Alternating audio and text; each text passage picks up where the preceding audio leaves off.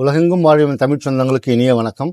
இப்போது நம்மக்கிட்ட நிறைய பேர் வந்து அந்த கமெண்ட்ஸில் நிறைய பேட் கமெண்ட்ஸ் போடுறீங்க. இதை நானும் படிக்கிறேன். ஆக்சுவலாக கமெண்ட்ஸ் எழுதுறவங்க என்ன நிலையில் வந்தீங்க, கைவிடப்பட்டதுக்கு அப்புறம் தான் இங்கே வர்றீங்க. அப்படி வர்றவங்களுக்கும் நான் சித்த மருத்துவத்தின்படி பார்த்தீங்கன்னா யார் வந்தாலும் இல்லைன்னு சொல்லாமல் மருந்து கொடுக்கணும். அந்த மனிதாபிமான அடிப்படையில் நான் மருந்து கொடுக்குறேன். காட்டிலேயோ மேட்லேயோ கிடைக்கக்கூடிய ஒரு மூலிகைகள் கிடையாது.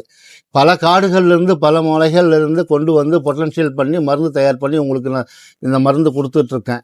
இதில் வந்து 1000 பேரில் 10 பேருக்கு வந்து குணமாகாமல் போகலாம், இல்லை 100 பேர் குணமாகாமல் போகலாம்.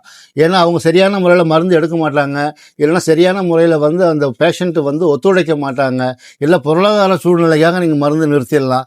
ட்ரையாங்கல் மாதிரி தான், மருந்து கொடுக்கறதும் சரியான முறையில் கொடுக்கணும், அதை எடுத்து கொடுக்குறவங்களும் சரியான முறையில் கொடுக்கணும், நோயாளியும் சாப்பிடணும். முற்றிலும் பரிபூர்ணமாக குணமாகுவாங்க. இப்படி இருக்கவங்க 1000 பேர் இருக்கும்பொழுது நல்லா ஆகாத அந்த 10 பேர் மட்டும் தவறான கமெண்ட்ஸ் எழுதுறதுனால எத்தனையோ பேர் பாதிக்கப்படுறாங்க.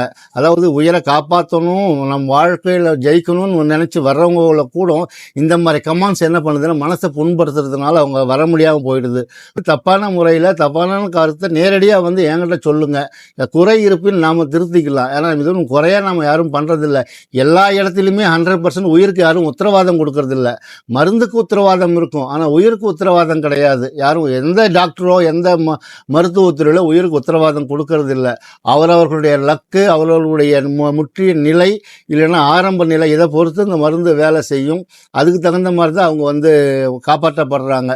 சாதாரணமான இந்த ஏழை எளிய இந்த மாதிரி கிராமத்தில் வைத்து சித்த மருத்துவம் பண்ணுற எங்களை மாதிரி ஆட்களை தான் வந்து எல்லாமே வந்து குறை சொல்ல முடியும். ஏன்னா அங்கே போனீங்கன்னா அவங்க ஆட்டோமேட்டிக்காக கேஸ் போட்டுருவாங்க. நாங்களாம் ஒன்றும் பண்ண முடியாது பாருங்கள்.